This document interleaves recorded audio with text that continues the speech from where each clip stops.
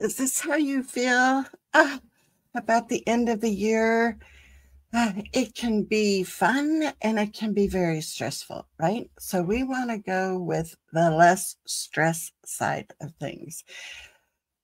Because I know your calendar can just be overflowing with what day the field trip is, when the field day activities are, class parties, ice cream socials. It's like, how am I going to fit all of this in?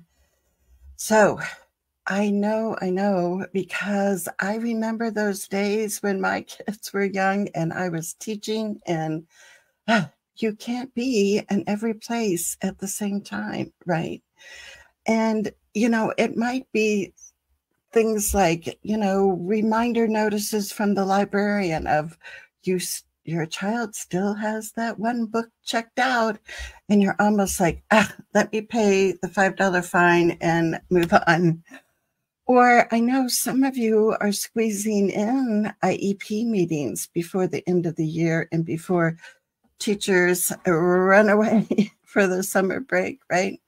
Well, you're in luck, because today we're going to be talking about how to end the school year strong so it's fun and memorable for you and your child with less stress. So think about it. Sometimes we put a lot of stress on ourselves, right? But in our culture, we have this thing of like, oh, parents need to come to every school event. You want to support the teachers. You want to support your child.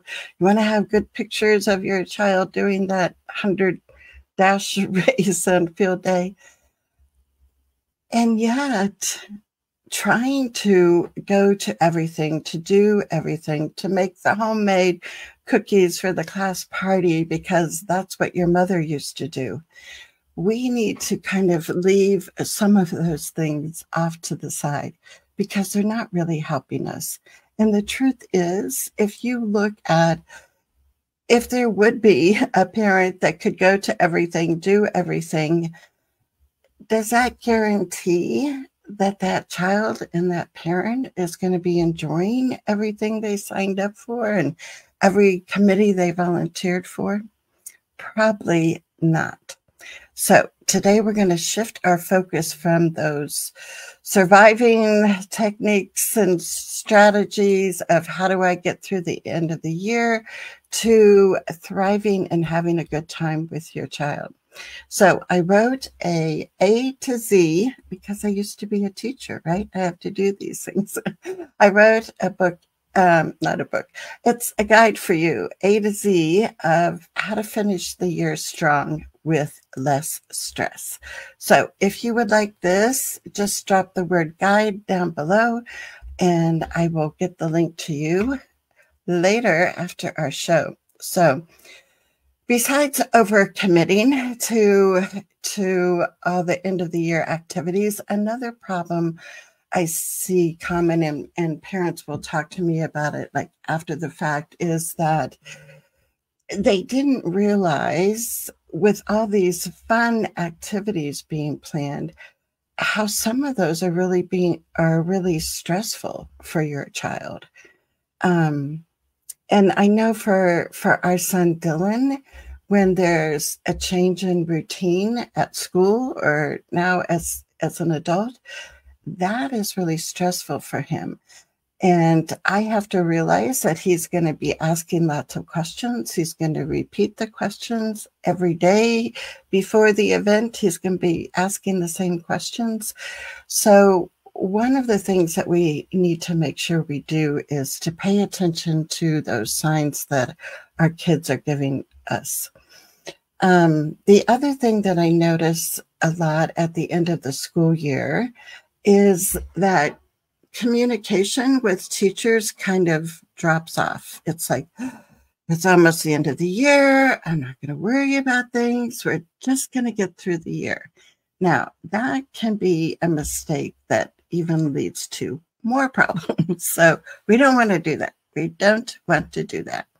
So I'm going to start in our A to Z guide with the letter A. I figured that's a good starting point, right? And make sure you say hi in the comments and how you're doing today. And share any end of the year activities that you're looking forward to, and maybe some that are a little stressful. So A for our guide is accommodations. Now you might think, Charmaine, I know about accommodations. They're in my kids' IEP. Well, I think most of your child's IEPs have had accommodations for academic subjects or for, language needs or whatever. However, how many of your IEPs have accommodations for extracurricular activities? Because you can put that into your child's IEP. So, especially at the end of the year, think of all the extracurricular activities that is scheduled at the year, right? And some of those are going to be fine and your kids are going to enjoy it and appreciate all of it. And other of those activities are going to be like, how does my child participate in this? Now, one tip that I love, and I got this tip from a parent in Colorado Springs, and it was the end of the year. The kids were getting their yearbooks that they ordered and being passed out, and they had the next day was time during the day during their homeroom class where they could trade yearbooks and sign it. Well, this one mom was thinking about, how is my son going to be able to sign people's yearbooks? Yes, he could write his name. However, being able to write any other kind of message would probably be kind of hard. So, what this creative mom did? I just love creativity. And we all have to be creative with our kids, right? So what she thought of, I just thought was so remarkable. So she had her child dictate what he wanted to write to different friends in his classroom. And what she did is she typed them on address labels. So, you can get like sheets of address labels. So, I mean, you could handwrite it. She happened to type it on the computer and print it off. But so he had personalized messages for his friends. And what he did then the next day during the yearbook signing time is he could read his friend's name. He could peel off the label and stick it in his friend's yearbook. And that was his way of, responding and having those friendships, like, what, too good to be forgotten. Did anybody have that in your yearbook? So, and that's not something necessarily you're going to think of, in October. Oh, we got to put this in for the end of the year and it's got to be in his IEP. No, when there are like specific things like that, instead, what you want to do is you want to have that clear communication, when things are happening. And so you can do some prep at home if you need to. So the nice thing is when we have those accommodations figured out for extracurricular activities, especially at the end of the year, is our child gets to be more meaningfully included, not just in music, library, art, and PE, with those end of the year activities. So the problem is, if we don't plan ahead of time, if we don't have some things in place for the year-end fund, your daughter or your son would probably feel kind of sidelined. And the other thing is, as a parent, like, this would not bother my kid at all if he doesn't go up to the track and do some running races. So don't worry about that. And then that's a case where your child might want to be there cheering other kids on versus out there on the track. So individualize, figure out what's going to work best for your child. I think of another activity that was so fun that our school always had was one of the last days of school, we would go outside and the whole school and we would have chalk art day. So kids would take, sections of the sidewalk and design anything they wanted. We also had the bus turnaround loop, the asphalt. Kids would lay on the asphalts and their friend would trace around their bodies. And, it was just, I just loved walking around and just seeing all the neat creativity from the kids.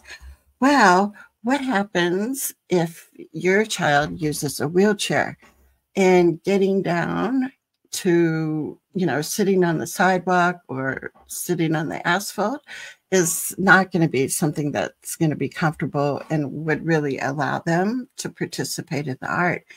So again, we have to think ahead of time. It's like, so while everybody else is sitting on the sidewalk, what can my kid be doing? And so if you talk to the teacher ahead of time, they can just take out some classroom materials. I mean, it might be whiteboards, it might be small chalkboards, and have a variety of ways, and not just for the kid in the wheelchair, but there might be other children that are like, no, I'd rather color with a marker on a whiteboard than get on the dirty sidewalk and be hot and draw with chalk. So as always, when we have accommodations, sometimes we think of the accommodation because of a specific student. The reality is that accommodation can help lots of kids. So if this is making sense, let us know. Let us know. Let us know. And I think I don't think, after teaching for 30 years, the end of the year is really hectic for teachers too, right? And so sometimes I think as parents, we assume, oh, the teachers are going to figure this out. The teachers are going to make sure, that we have these whiteboards and markers and, not necessarily. So as a parent, that's where you want to keep that communication going, even though it's May, even though you're going to be getting out of school soon. So you can really have a good understanding of what the activity is at school. If you need to brainstorm with the teacher for like, how are we going to work around this? So those are some ideas for accommodations. Yes. Let's look at our comments. So Tiffany, hey, Tiffany. She said, especially for kids with disabilities. Yes. And Tamara, hey, Tamara, she's in our Connecting for Change group, and she's here from Massachusetts. And Marie, we got South Carolina represented. And Anne Marie says, lots of times kids are missing from all assemblies because they aren't invited. Yes, I used a name stamp for my daughter for her to sign the yearbook. Cool. Yeah, so there's all kinds of ways. We want to make sure that your kids are involved, right? And again, if you can communicate with your child's general ed teacher, their special ed teacher, and sometimes you need more detailed description of what's going to be happening during these last few days of the year. So for you to help your child be prepared for it too, right? So I'm going to go through some other letters of the alphabet, not in alphabetical order though. Let me see. So the next one from our A to Z guide is E is for emails and contacts. And this goes for all kids, right? Not just kids with disabilities. Before the year ends, you want to see if there's a way that you have to connect with your child's friends over the summer. So do you have their parents' email address? Do you have a phone number for the parents? Because sometimes the year ends and it's like, shoot, you wanted to get together for some play dates And now that you don't see the parent in the school parking lot, it's like, how do I contact them? So E is for gathering emails and contacts. And L is for leisure. And this is not only for us as parents, but for our kids. So in all the hectic, end of the year kinds of jazz that's going on, make sure that you carve out some time just to hang out with your kid. It might be, at a park. It might be sitting on the couch. Just take some time to breathe, to talk, to reconnect. If there's something fun that you can do together, because I'm sure as parents, when we get stressed about end of the year school things, our kids can pick up on that stress. So if we can find some connecting time to be with our kids where it's not so hectic and we can just be together. Now, the other tip I have for you is from the letter Y. I feel like this could be Sesame Street. And Y, our show today is brought to you by the letter Y. And to look at all that year in fun that you can participate in, but then also look ahead to the summer.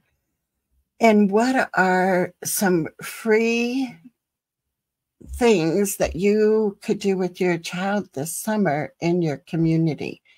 So a lot of public libraries have traditional story time. But you know what? Public libraries, it's like amazing what they check out. You think like, oh, they've got books to check out. Yes. Or, okay, now they even have DVDs to check out. Yes. But did you know, like some of our local libraries here, they check out bicycles. They check out lots of different kinds of things. So look, I think public libraries are like a great way. Not only do they do like the traditional summer reading program, which may or may not interest your child, but it's like amazing, all the things. You could do your own little field trip to your public library with your child and just see the neat things that are there. And of course, during the summer, they always have extra activities planned. But, like a lot of communities have free movies and they're like, Disney movies or whatever that play in the park. Or if you're by an outdoor shopping center, they have music and band and free summer concerts. And if all of those are like, well, the great, Charmaine, but those are loud, noisy, get out into the community, and I don't want to do that. Yeah, then that's what you know about yourself and your own child, that, this is probably not going to work. The other thing that I love that my son-in-law, Chris, did was he has a list for the kids, and it's not just during the summer, but he has it taped up on the closet door for the kids to see all the time. And it's things you can do that don't involve electronics. Who would like a list like that? What I should do is like take a picture of his list, because it's like play outside. It's like, what a concept, right? But all the things that your child can do this summer when you hear them say, I'm bored. One, that's a great time for them to add more to the list, or two, just go over to the list and see what else they could be doing, right? So I hope that this is percolating some ideas for you, and I would love to see in the comments, do you have any tips that have helped you with the end of the year kind of stress that we see? Oh no, Allison. Allison says, I'm sick in bed, but if someone could add your tips to the comments here later, that would be super helpful. Yeah, and Allison, I actually have a guide written up for A to Z. And Allison is our Connecting for Change group member too. So Yeah, I'll put the link for the guide, and everybody can get that. And so, do you guys have any tips or questions about the end of the year coming up, and how to make it less stressful? Less stressful, because I know it's like, I think parents come up with the best ideas and the best workarounds. And so if you're watching this live or on the replay, make sure that you know you can come back to this post and you can add additional ideas. Okie dokie. So I am Charmaine Tanner. I am so appreciative of your time being here, because I know there's a lot of things that you can be doing now. As an advocate, I'm here to support parents just like you to make sure that your child is safe, feels secure, soothed, and seen at school, and that both of you end the school year on a high note. So until next time, take care and keep on keeping on.